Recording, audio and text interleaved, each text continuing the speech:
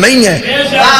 یہ بالکل غلط بات ہے. آج بندے اٹھ کے کھڑے ہو کے کہتے دیکھیں ہمارا اللہ ایک ہے, ہمارا نبی ایک ہے, ہماری کتاب ایک ہے, ہمارا کعبہ ایک ہے, ہم ایک کیوں نہیں؟ یہ بڑی اچھی بات ہے مولوی کی, لیکن وجہ میں بتاتا ہوں کہ ہم ایک کیوں نہیں. اللہ ایک ہے, نبی ایک ہے, کتاب ایک ہے, قبلہ ایک ہے, امام ایک نہیں ہے. میں بات کھول کے کر دیتا ہوں, جھگڑا اللہ پہ نہیں, جھگڑا نبی پہ نہیں, جھگڑا قرآن پہ نہیں, جھگڑا کعبے پہ نہیں, جھگڑا امام پہ. خدا نے کہا نماز پڑھو, ہم نے کہا کیسے؟ فرمایا جیسے نبی پڑھتا تھا. یہی ہے نبی. اب ہم میں سے کسی نے نبی کو نماز پڑھتے دیکھا نہیں تھا, ہم نے اپنے اپنے اماموں سے پوچھا. مشکل بات تو میں نے شروع نہیں کی, کوئی مشکل بات میں نے شروع نہیں کی, بڑی آسان بات ہے. خدا نے کہا نماز پڑھو, ہم نے کہا کیسے؟ پورے قرآن میں نماز کا طریقہ نہیں لکھا, حکم ہے طریقہ نہیں ہے. میرے مالک تو نے قرآن میں سیدھا سیدھا لکھ دیتا کہ فجر کی 2 پڑھو, ظہر کی 4 پڑھو, عصر کی 4, مغرب کی 3, عشاء کی 4. تو لکھ دیتا کہ پہلی رکعت میں یہ پڑھنا ہے, پھر تسبیح یہ کرنی ہے, پھر یہ. تو نے طریقہ ہی نہیں. فرمایا اگر میں طریقہ لکھ دیتا تو تم نبی کے محتاج نہ رہتے.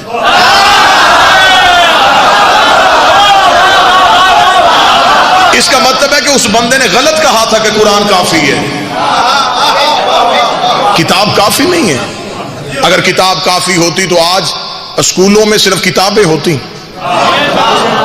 ٹیچر نہ ہوتے. آج عدالتوں میں صرف قانون کی کتابیں ہوتی, جج نہ ہوتے. ٹریفک کے چوکوں میں قانون کی کتابیں ہوتی, وارڈن نہ ہوتے. یہ سب کچھ اس لیے کہ کتاب تب تک ہوتی نہیں جب تک کتاب پہ عمل کروانے والا نہ ہو. متوجہ میری طرف رکھیں گے, اب دھیان میری طرف رکھیں گے. اس در کی بجائے علم کے در کی طرف دیکھیے گا تو بات زیادہ سمجھ میں آ جائے گی. ٹھیک ہے جی.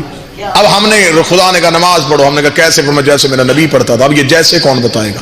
اب ہم نے اپنے اپنے اماموں سے پوچھا. ایک کے امام نے کہا یہاں ہاتھ رکھ کے پڑھتے تھے, دوسرے کے امام نے کہا نہیں نہیں نہیں نہیں یہ یہاں رکھتے تھے, تیسرے کے امام نے کہا نا بالکل غلط ہے, وہ تو ناف کے نیچے رکھتے تھے. ہمارے امام نے کہا ہاتھ کھول کے پڑھتے تھے. اب یہ تو ہو ہی نہیں سکتا کہ نبی مختلف طریقوں سے نماز پڑھتے ہو. نبی نے تو ایک طریقے سے پڑھی نا, ایک طریقہ نبی نے کیا نا. یا نبی نے یہاں ہاتھ رکھے, یا یہاں رکھے, یا یہاں رکھے, یا کھول کے پڑھی. اب یہ کون بتائے گا کہ ان میں سے کون سا طریقہ نبی والا ہے؟ ابھی حل کر لیتے, کتابوں کے حوالے کی ضرورت نہیں پڑی. 1400 سال ہو گئے بندے ایک دوسرے کی گردنیں کاٹ رہے ہیں, تیری نماز غلط ہے, میری نماز ٹھیک ہے, تیری نماز غلط ہے, میری نماز ٹھیک ہے. یہ لڑائی بعد میں کرنا کہ نماز کس کی ٹھیک ہے, پہلے یہ پتہ کرو امام کس کا ٹھیک ہے. جھگڑا تو نماز بھی ہے ہی نہیں, پہلے پتہ کر لیتے ہیں امام کس کا ٹھیک. یا یہ ٹھیک ہو سکتا ہے, یا یہ ٹھیک ہو سکتا ہے, یا یہ ٹھیک ہو سکتا ہے, یا یہ ٹھیک. اب کوئی سنی بھائی کہے کہ شیعہ جو تھا اس نے تو اپنا امام ٹھیک ہے, نہیں تھا. چلے میں شیعہ اپنا امام کی بات ہی نہیں کرتا. میرے اہل سنت بھائی تشریف فرما ہے, امام بارگاہ میں ہیں, بڑی محبت کے ساتھ ہم بیٹھے ہیں, گالم گلوچ ہو نہیں رہی, انتہائی محبت کے ساتھ پیغام دیا جا رہا ہے. ان چاروں میں سے ہم شیعوں سنی نے مل کے ڈھونڈنا ہے کہ امام کس کا ٹھیک ہے.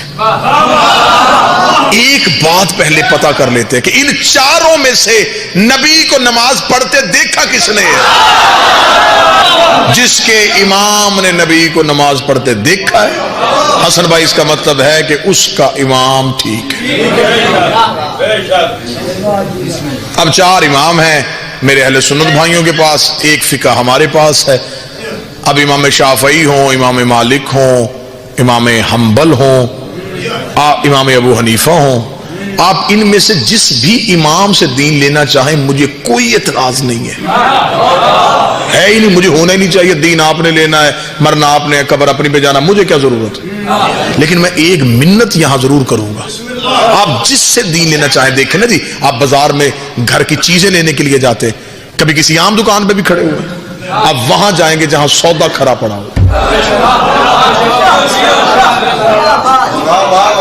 یعنی آپ نے سودا لینے کے لیے اچھی دکان کا انتخاب کر لیا اور دین لینے کے لیے